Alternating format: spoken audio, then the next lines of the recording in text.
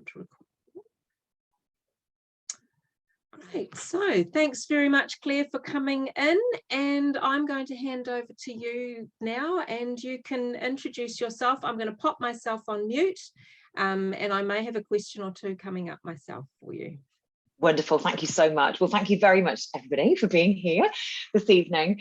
So I'm Claire. I trained in the UK as a dietitian many moons ago, 20 years ago. And so historically, I worked in a hospital setting. So my dad's a doctor, my mum's a nurse, my brother is a pharmacist and anaesthetist. So I've got the hospital is my, place where I feel really weirdly comfortable, because I spent a lot of my life in hospitals for various different reasons, following my dad around. But that's kind of where I started from in that environment. And I got really interested in health and wellbeing because I basically spent a lot of time in hospitals and realized that a lot of people that were in there didn't need to be in there, or if they'd had better advice and better support, maybe they wouldn't have been in hospital for as long. And that's really what kind of kickstarted my interest and passion in health and nutrition. And then I moved to New Zealand 17 years ago, started working for Diabetes New Zealand, and did all sorts of work in professional sport, and then set up Mission Nutrition, which is a private nutrition practice working with people one-on-one with all sorts of different health issues and challenges. But obviously one of the things that we see a lot at Mission Nutrition, and something that is I'm in my family and managing at the moment, we see a lot of people who are going through their cancer journey. So we spend a lot of time, we've got specialist dietitians that work in that area within Mission Nutrition, supporting people in that space. So my dad has cancer, and he's going through his journey at the moment, my father-in-law as well. So I personally have an understanding of navigating the experience, and how challenging it can be, trying to get the right answers and get the right information. So I guess the purpose of tonight is for me to share my knowledge in the bowel space, in the bowel health space, and tips, tricks, ideas to help you understand what to do to keep your bowel healthy. And then if there's any, I don't work in a hospital at the moment, so if there's any super clinical questions, I can direct you as where to go and who to see and who to talk to about those different things, because I work more generally in the kind of education kind of space. So where I thought I'd start this evening, you may know this stuff, but for anyone that doesn't, is just a little bit of a 101 on how the gut works and the structure of it, because so often with all the bowel health conversation, these words get thrown around, but the context of where they fit, these big long words, and often doesn't make sense. And so I just want to go back to the basics of what our gut is, what our bowel is, what is it even there for in the first place. And then when you understand that, it's figuring out what can go wrong and what can we kind of do about it. So essentially, we have a tube that goes all the way from our mouth right out the other end, with lots of wiggles and squirrels and bags kind of in the middle of it. And the purpose of it is to take the food that we eat, make it into a form that our body can absorb and use for energy, and then get rid of what is left over. So the way when my children are inhaling their food, because they're 4 and 8, I say to them, do you know what, with your food, it needs to be broken down so that it can, until it's the size of a grain of sand. And actually it needs to be smaller than a grain of sand, but in their minds, that's as much as they can understand. So when they're shoving food in, I'm like, ultimately, it's got to be so small to get out of the bowel into your blood and circulate around your body, go around your body. It's really important to chew your food. So that's that's the purpose of the whole system. And one of the major challenges that we have with the gut and how it functions at the moment is, one, a lot of the food that we eat these days, or that's available these days, is not the type of food that tube was designed for. So essentially, that creates problems with what goes on between the top and the bottom, because the food that's going in is not familiar to the system on the inside. So it gets confused, the function of it doesn't work particularly well. So that's one thing, obviously the types of food. The second thing is the way that we eat. So historically, people weren't running around eating their lunch while doing other things, sitting down and actually mindfully eating, because people were so grateful to have found their food and be chewing things slowly, and things used to be much more fibrous and more difficult to eat. We had to eat more slowly, which was better for our digestive system.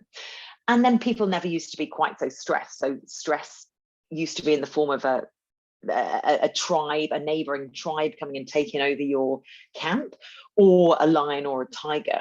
Now it is the day-to-day life that we live that is busy and full on, and our mind also affects our gut as well, because your gut and your brain are connected by the vagus nerve.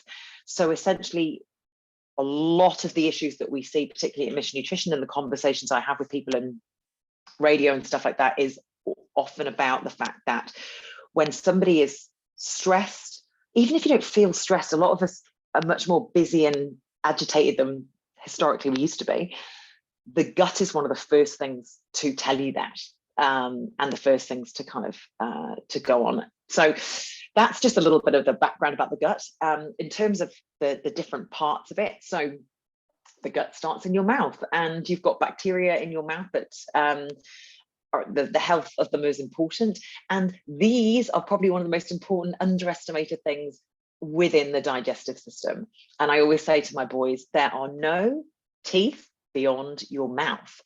So a huge number of concerns, and there was a couple of questions that I'll come to later on around discomfort and pain and general digestive issues, often comes from not chewing food adequately, because essentially once it gets down into so it goes from the mouth into the esophagus into the bag of the stomach, once it goes in there, you've only got basically the mechanical process doing this, and obviously some enzymes that are helping break down food. That is nowhere near as good as these. And when the problems definitely come further on when we're not chewing our food properly. So then the stomach is the bag that kind of stores the food and releases the enzymes, and then it gets into what is it's all the digestive system. We get into the small bowel, the small intestine, which is a really, really long wiggly tube that essentially its function is to get all the nutrients, the vitamins and minerals out of the food and transport it into the blood so it can kind of go around the body. And it's very, very clever how it all works.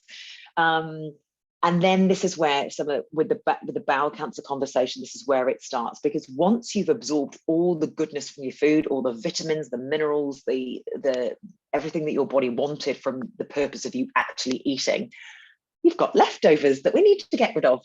And those leftovers are what travel through the large bowel, the colon.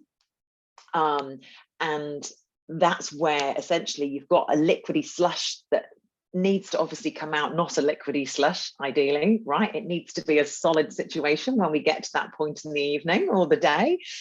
And so it reabsorbs water and then stores it in the rectum, and then out it comes. And so bowel cancer, there's obviously some of you that will be already on that journey, have had surgery, bits and pieces will be, you'll be in different stages. Some of you will obviously be very familiar with this, but the bowel cancer is any cancer that exists in the colon or the rectum. So it's really, we obviously need to look after the entire of our digestive system, because even though, bowel cancer exists in this bottom part of the bowel, of the digestive system, clearly what happens at the top is also relevant to what happens at the bottom, because food has to go in and it has to get to the certain situation here. So it can be tempting just to look at this, just look at the colon, but actually what about the stuff that went in the colon and how it got there and how well digested it was and all that kind of stuff. So it's really relevant in terms of that, how it kind of gets there. So in terms of what we'll be talking about tonight, and the questions that came through about how reducing your risk and keeping the bowel healthy, it's about making sure that whole process is going through working properly, you know, so that food is getting from the top to the bottom in a manageable way. And one of the challenges with the way that we live, diet, lifestyle, and other things, is that food can stay in the system for too long. So, you know, constipation, not going to the toilet regularly, or not being able to go to the toilet regularly, it can create problems within that area of the bowel, because essentially it's in there for too long. So we need to make sure that things are kind of moving through properly.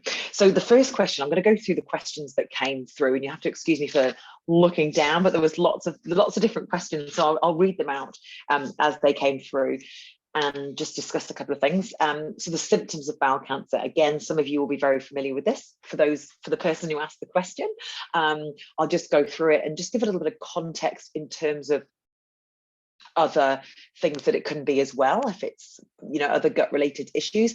Because again, the great thing about you guys being here tonight is that you are now able to go and talk to other people about this, and that's the great thing, you know, for your own journey, but for your friends, because you can be the people spreading the word out there about what people need to be doing in the right way. So the symptoms, which are all on your amazing website, but is bleeding from the bottom. Okay, so rectal bleeding. It is one thing I find from having spoken to a lot of people when they finally sometimes admit to me or one of my team at Mission Nutrition, women often don't talk about it because we're so used to menstrual flow or seeing blood in the toilet that actually almost as you just can kind of accept that it's, you know, you can kind of, oh, maybe it's not from there, maybe it's from somewhere else, you know, maybe whatever, you know, and so that's often something that I feel, even though even if somebody knows that it's from the back passage, that as women it's really easy to kind of just go, maybe it's something else, and for guys it's such a shock to see that, and they've only ever seen their wives, girlfriends, partners, whatever else, you know, go through that. It's a terrifying thing that then it gets in this conversation where I don't know what to do with that, you know, and who am I going to tell that I've got bleeding from my bum, you know, and this is obviously what's we need, raising the awareness of the importance of having those conversations. So, you know, it is not normal to bleed from your bowel, and very, very, very important for you or anyone else, and to open the discussion with other people around that, if and where appropriate. A change in your bowel motions that happens for several weeks. Again, there's so many things that do affect people's gut. And I know that probably through the COVID situation, if you guys have had COVID or through the stress of lockdowns, probably one of the first things that you would have noticed is that your bowel habits actually change. So through stress and pressure, I did talk about this quite a lot on TV, actually. A lot of people were starting to say that they had digestive issues through lockdowns, because essentially, because the brain and the gut are connected, and there's the feedback between them both. When you are feeling overwhelmed and stressed, your bowel habits do change. Nervous poos, right? It's you know, you feel got a big presentation or done something you got to do, or something that's happened to you in the past, butterflies in the stomach, and your bowel habits change. So that's actually, you know, normal to do that sometimes. But if you get extended periods where the pattern and it's problematic, again, it's not normal for that to be a problem. You know, when you're having to think about, I can't go out, I can't, I'm having to think about, do I need to wear a pad, do I need to go, you know, that stuff, even though, you know, you can make it mean something in your head, it's always worth getting checked out. Anemia, so if you are low in iron, extremely tired, again, celiac disease is something that can be not picked up there either. But if you're extremely tired, if you're getting sick all the time, if you've become very pale, then again, that's important, because what that can mean is essentially if you're losing blood through the bowel into your stool, because that's where it goes in there, and it's coming out, then you can end up having low iron. And it can be fresh blood, but you can also get dried blood. from further up, which is a little bit more difficult to notice. But anemia is something, if you're feeling extremely tired and lethargic, something to pick up. Abdominal pain, lumps or masses in the abdomen, again, don't try and explain those things away, and tiredness for no reason, which often comes down to the relation of anemia. So those are the symptoms for whoever asked that question. In terms, Claire, sorry, the other thing, I suppose, for women, particularly women premenopausal, with that whole anemia thing, is that, unfortunately, because we do have a menstrual flow, that whole kind of, I'm tired, I'm look pale, and all of that kind of thing. And you're right, sometimes we can put it down to, well, this is just what happens every month. So, it's not my bowels, or it's not something else. This is, kind of what happens. And it's being aware that this is, kind of a different tiredness a lot of the time. It's a lethargy that even rest isn't going to kind of make better. Absolutely. And the thing that I've learned from working in the health industry as long as I have is we often have a sense of this in ourselves that we know, right? But we don't trust that. And your body and brain are so clever at communicating you in a non-verbal way, and the body signals. If you've got a hunch, if you've got whatever it is, just go. And the same with somebody else, because we can explain all these things away. And I absolutely understand that fear is part of that. But because of the treatability and getting in there early, this is all stuff that we need to normalize the conversation around. And even if it's the fact that they come and they find absolutely nothing, and it's that you just need to sleep more and look after yourself a bit, nothing is lost from going through that situation, and also through that process, eliminating things like celiac disease, which does not get picked up again. A lot of people often just have a bowel complaint, and they go to the pharmacy, pick up some supplements that say energy boosting on it, remove gluten and dairy from their diet because they perceive that that's the best thing to do, which is absolutely not. Then try and carry on with life, and if you've got that hunch, definitely follow it. So in terms of reducing your risk of bowel cancer, which was the second question, how do I reduce my risk of bowel cancer, particularly if it's something that runs in your family or somebody that you know? It's again, what is going to help the health of the bowel on the inside? So it is this tube on the inside. What is going to keep that well? So the first and probably the most important thing to focus on is fiber. And fiber is the most unglamorous nutrient that all us nutritionists and dietitians are trying to make sound interesting for years and years and years. And fiber's got really talked about a lot on the TV. It's all over food packaging. But unfortunately, they haven't actually done us any favors by what they've done with all the food packaging stuff, because what's happened is that they changed the food guidelines to say you can't call something high in fiber unless it meets a certain criteria, which is, I think it depends on the food, but over 7 grams of fiber per 100 grams or whatever it is, right? So what then food manufacturers did is they go, oh, okay, well, we need to say our muesli bar is high in fiber. What are we going to do? So then a lot of these processed products that now claim to be high in fiber, essentially all they do is they add something called inulin. And inulin is chicory root powder. Nothing wrong with it. But it is not enough to reduce your risk of bowel cancer. Just if you just, that's not, that one single subtype of fiber from chicory root is not enough. So the bowel needs a variety of different fibers. So there are 3 different types of fibers, okay? And your bowel, to reduce the risk of bowel cancer, needs all 3. So the first one is called insoluble fiber. And that is essentially roughage. And if you think about like that, I mean, that's classically what we think about from the old school. This is what fiber is. It's roughage. It's good for your bowels, right? It essentially bulks up your stool. So if you think about the colon, it needs to get all the water out, and for it to be a solid situation when you get to the bathroom, it needs to have plenty of roughage in it, stuff in it to hold it together. Okay, and that is really important. It kind of acts like a bottle brush as it goes through the bowel, and it kind of comes out the other end. So that is mainly found in your whole grain cereals, so things like oats. So I've done a lot of work in the last couple of weeks on the financial side of managing with the craziness, the cost of food, right? And oats, in half a cup of oats, they're 20 cents. Like, there is literally no better breakfast for you and your bowel than oats. Like, so cheap, so good. I've got, if you go onto my website, there are hundreds of different recipes for things like overnight oats, which are really high in, you know, fiber soaked situation. Porridge is obviously a really, really great one.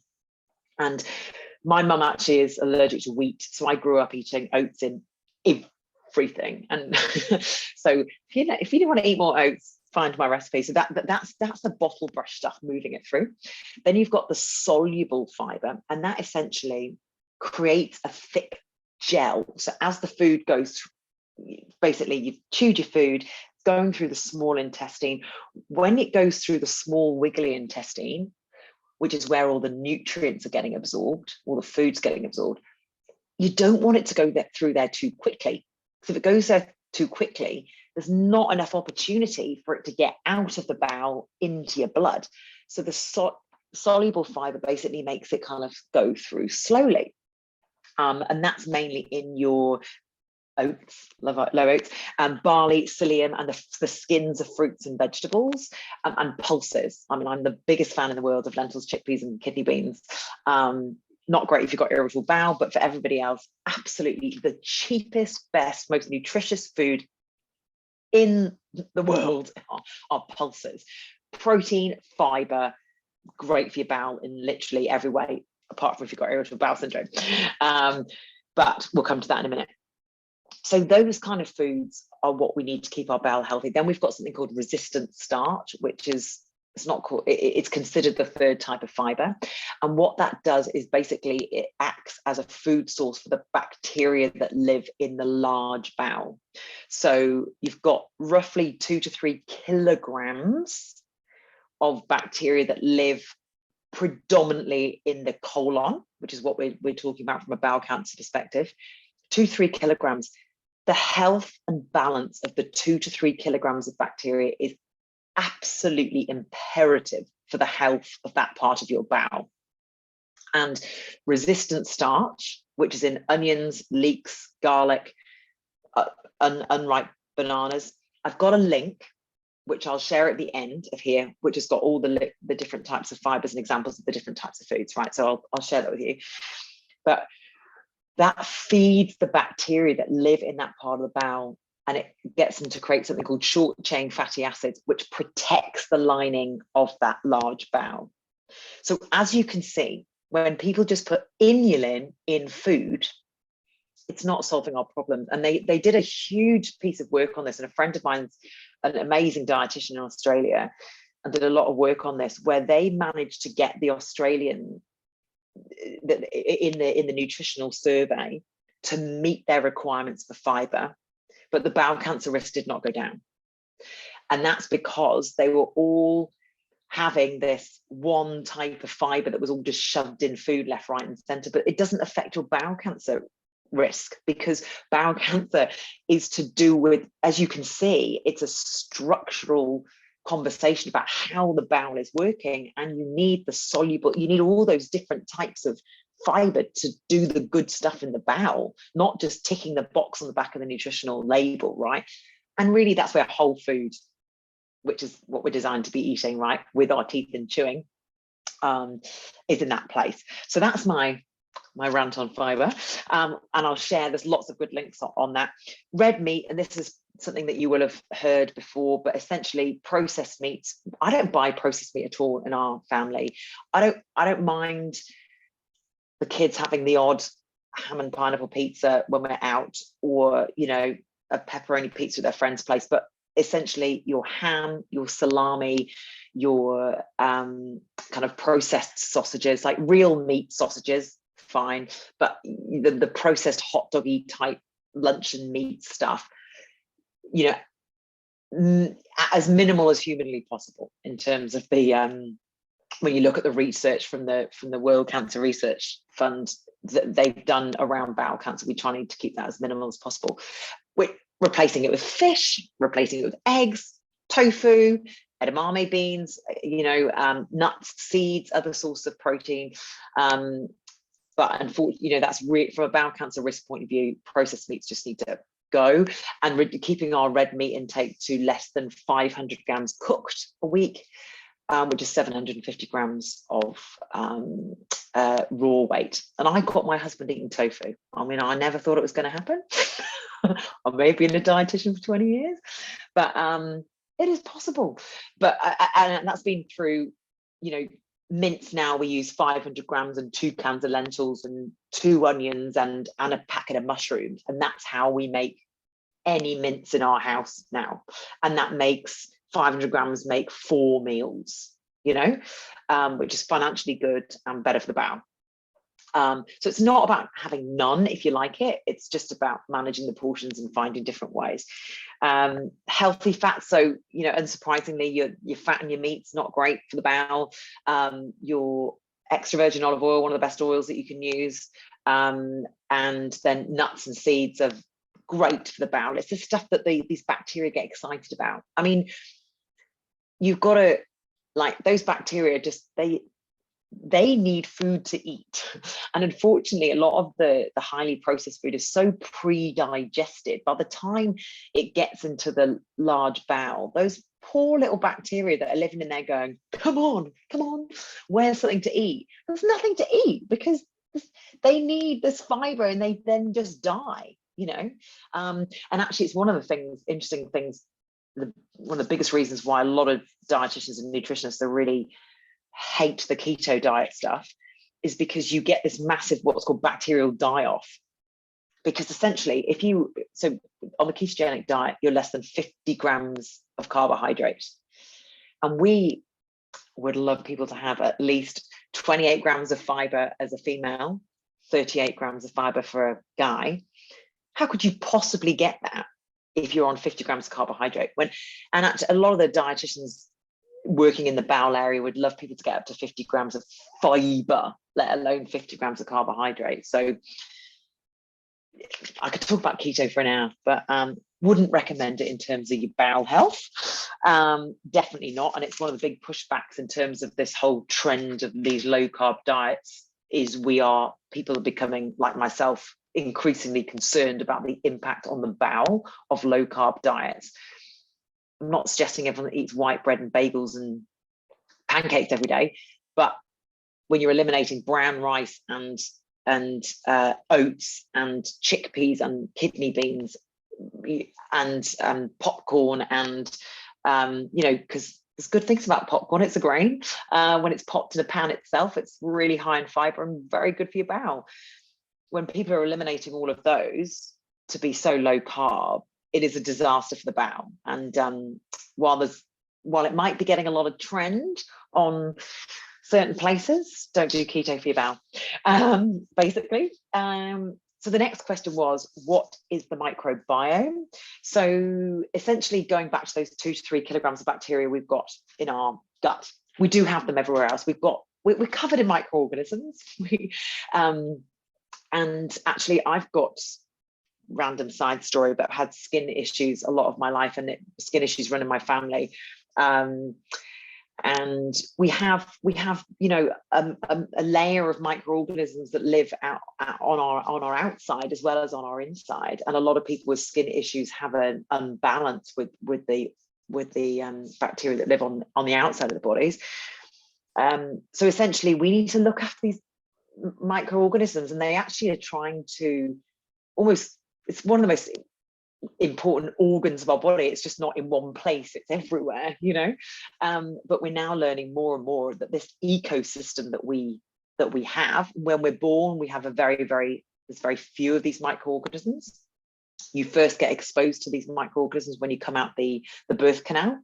So there's lots of research that is going on around the difference between vaginal births and C-sections, and a lot of C-section babies now get, basically when they get out, they get smothered in whatever was downstairs to try and help the baby get its the initial kind of coating of these microorganisms. But that's what the microbiome is.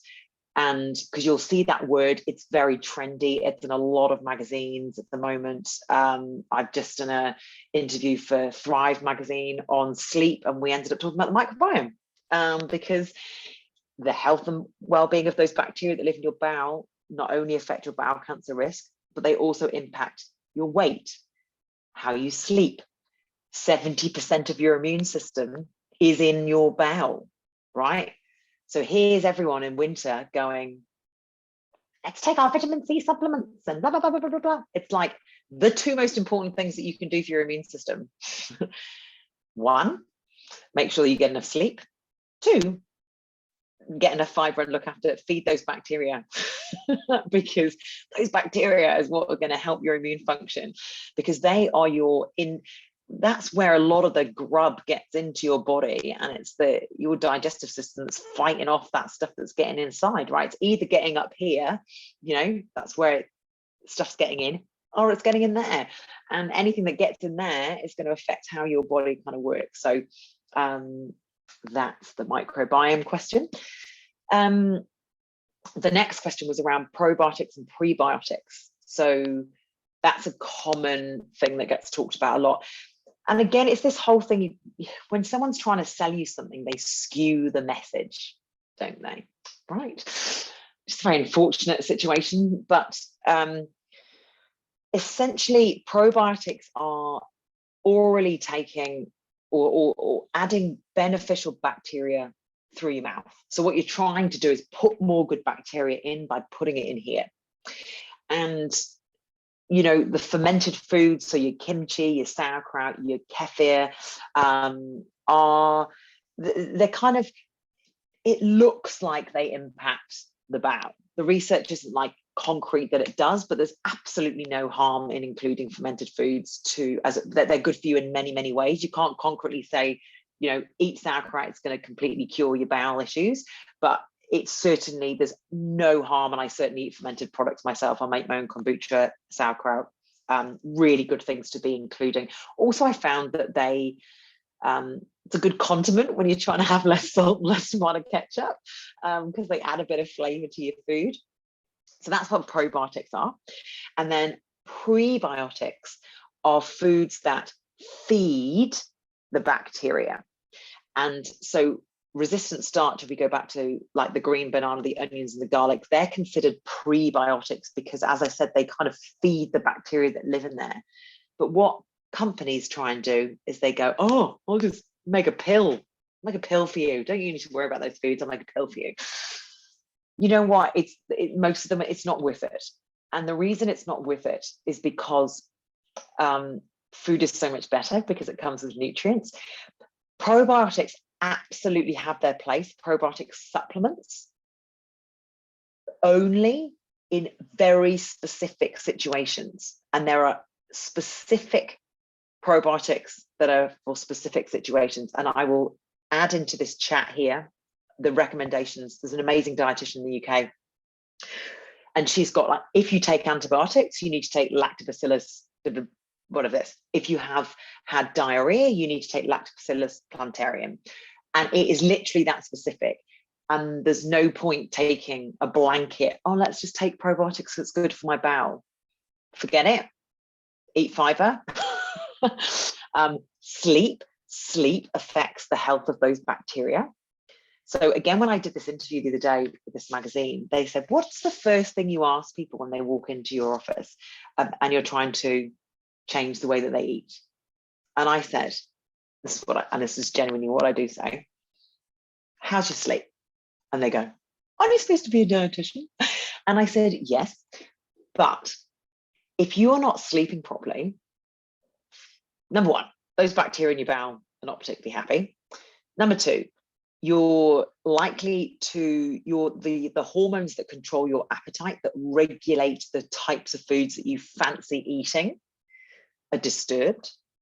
So people that are sleep deprived, if you're not getting an adequate sleep, you're going to crave more salt, more sugar, more carbohydrate. So you can know all the stuff about healthy eating and fiber and bowels and whatever else that it is. Making it happen is very, very difficult when you are extremely tired. And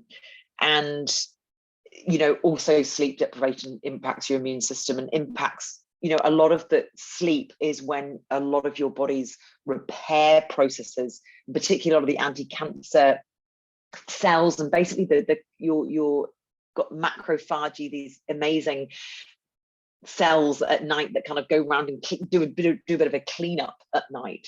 So your body does jobs in the day and it does jobs at night.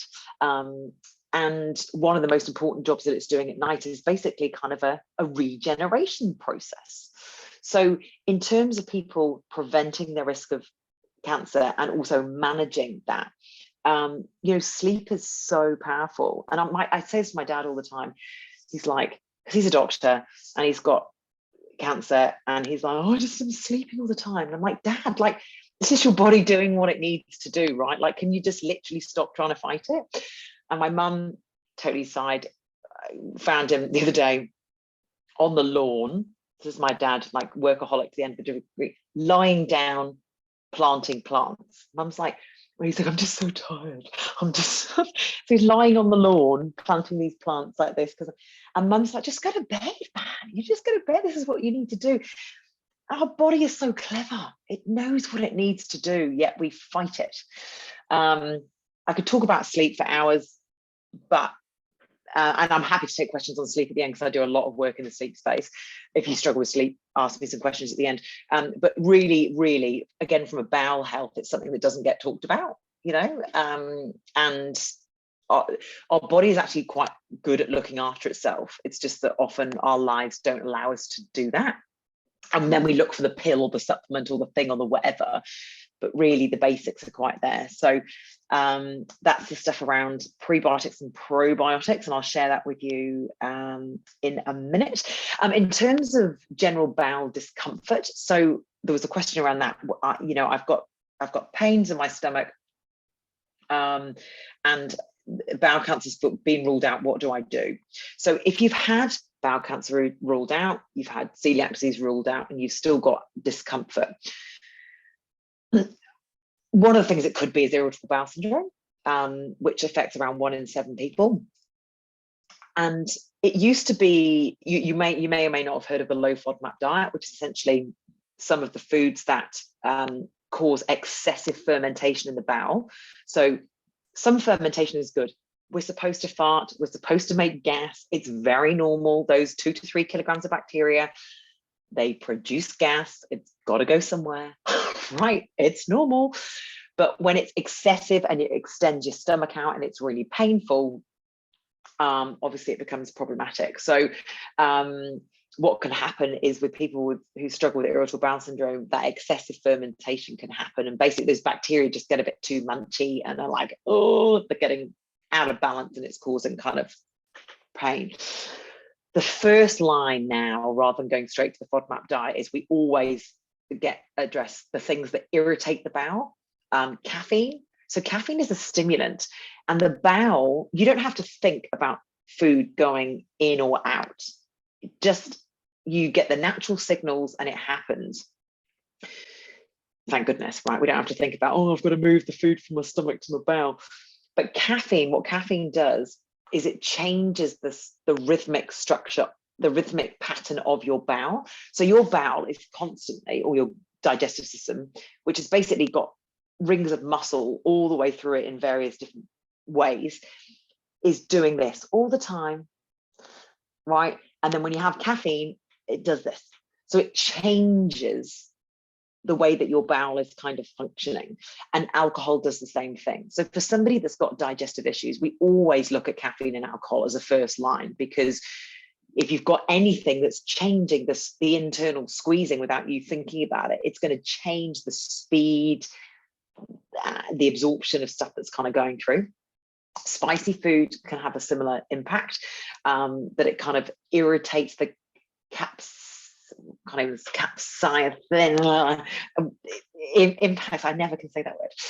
And I just tried, but it can irritate the lining and kind of cause issues there. So alcohols, this is the kind of protocol that we go through. We look at alcohol, we look at caffeine, if you have a fatty meal, you know this, the last time you had fish and chips, kind of feel sick for quite a long time and feel like you're not going to poo for ages. And it's because when you have a large amount of fat, food stays in the stomach a lot longer before it gets passed out into the small intestine and then into the large bowel. And fish and chips doesn't have much fiber in it. So then you've got like a high fat thing that's kind of going to take a little bit longer to go down. So that's just one of the things, if people have got regular high fat intakes, that kind of causes a problem.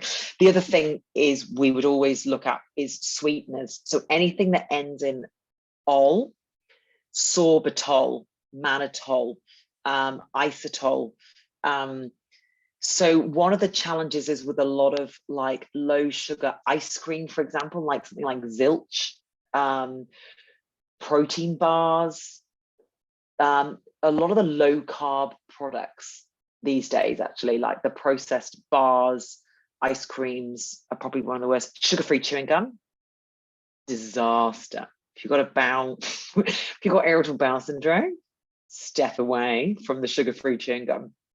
Absolutely horrendous, because what mannitol, sorbitol, any of those olds do is they draw water into the bowel and cause huge discomfort. So again, often I see people that have bowel complaints and they eliminate, hopefully I'd send them off and make sure they haven't got bowel cancer or celiac disease or something like that. And then they'll go, well, I've taken myself gluten-free and dairy-free. And I'm like, oh no,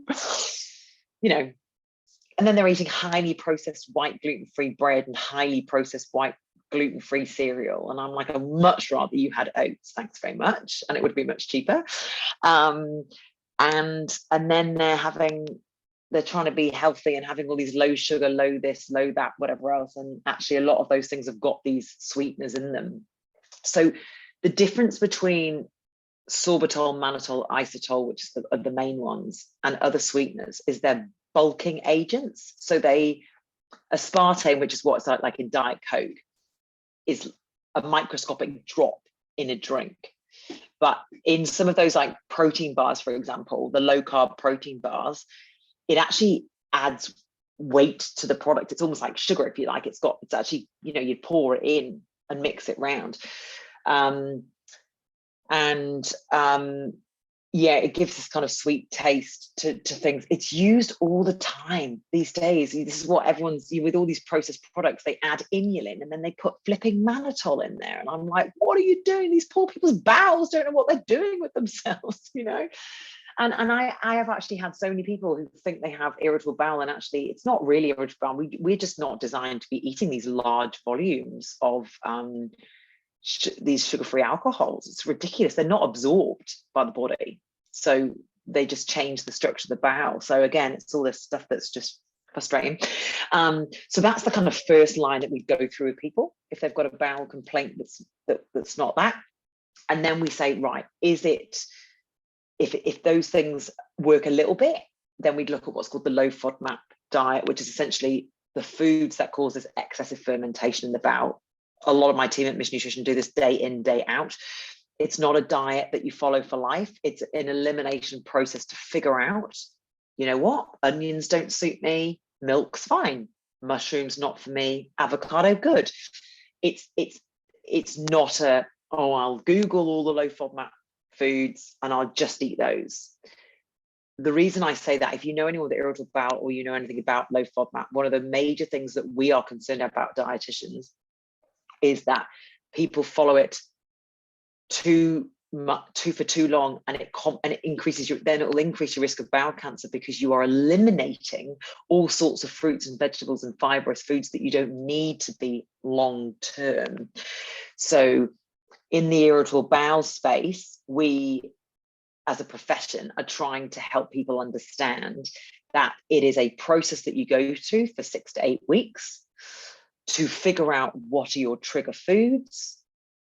And it's about what we talk about is about finding your level of tolerance to certain foods. So you're like, milk and tea, fine. Milkshake, not fine. Slice of avocado on my cracker, good.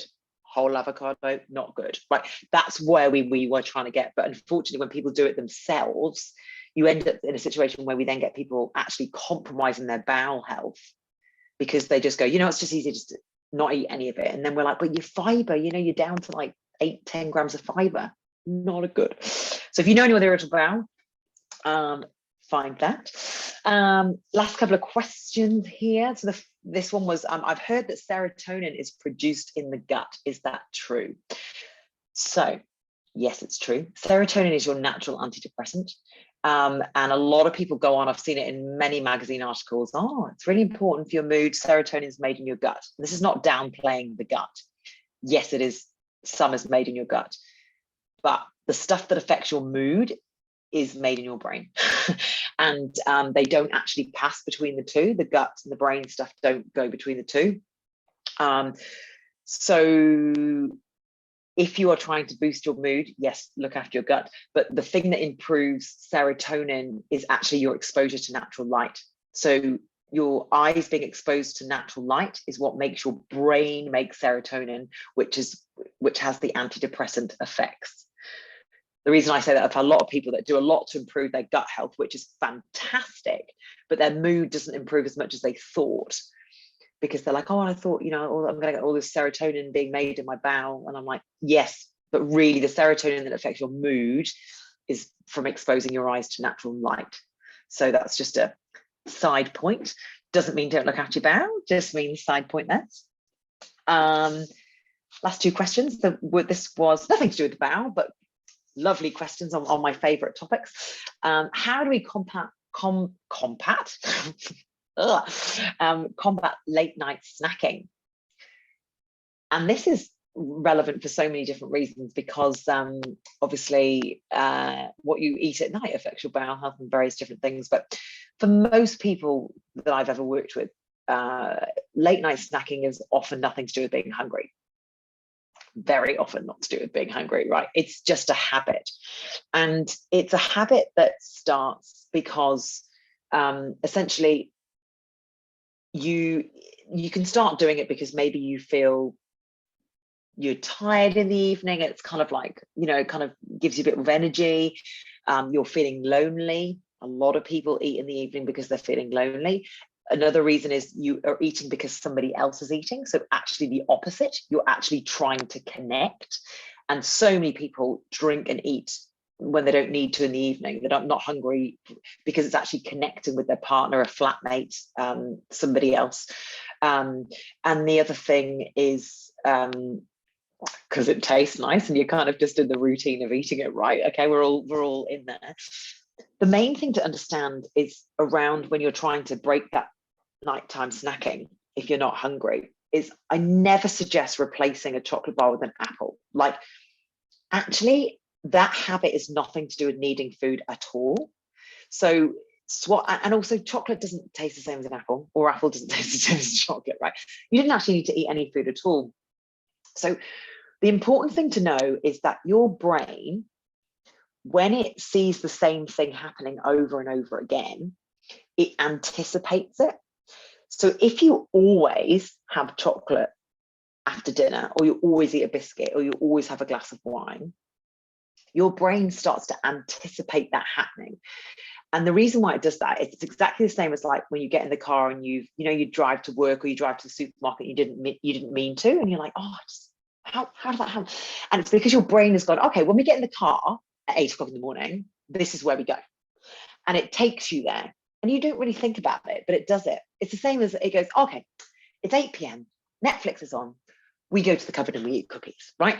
And it literally is your brain trying to save space. So when you think about a food choice, so when you're standing in the fridge and you're literally consciously thinking cheese or cracker, you're using the front part of your brain.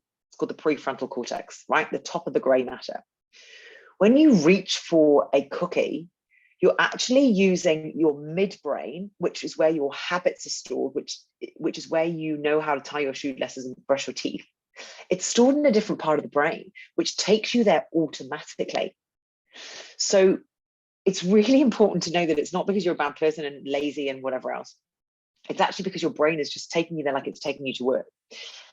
And one of the other things that's really important to understand is that when you have that feeling that you're walking and you're going to get the cookies, people talk about cravings all the time, and a craving is essentially your body creating agitation in your body to make you do what it thinks it needs to do. So if it's expecting to eat the biscuits, you will feel agitated until you eat the biscuits, and that's because your body reduces dopamine, which is creates addiction, it feeds the addiction pathway, and that creates agitation in your body. So what you actually have to do is remove those items, make them much more difficult to access, and the herbal tea easier to access, and actually start being aware of the agitation. And if you ride out the wave of agitation, it will go in about a minute or two, because it's actually just a chemical response. Your body just produces dopamine going, go for the biscuit tin. And then when you don't do it, it will just go, okay, we didn't get the biscuit tin, and it'll go down. But it is actually, this is why a lot of the work that we do is, you know, teaching mindfulness actually, and actually just starting to notice. And I use the Calm app to kind of train my brain, is just noticing what to do in that area. And then the last question was basically very similar, which is like, how do I stay on track with my healthy eating? I'm actually doing an event in August just on this, is around changing your food behavior. But it's all about using these habits rather than willpower. So people that naturally eat well are not somehow more motivated or better than other people. It's just that they've actually got themselves into good habits and routines. So I used to have the most horrific relationship with food, binged, dreadful, honestly, nightmare relationship with food. And I'm not like some super motivated person just because I work in nutrition. It's just that actually it is in my house, I have made it so much easier for me to access the options that I want to be eating, because I like Maltesers, I like ice cream, I like drinking, but it is harder for me to access those things in my house. And I've got so many of the alternatives that are easier. And actually now I've trained my palate to prefer those. That's actually the easier choice for me. So a lot of it is around being aware of your habits and behaviors around food.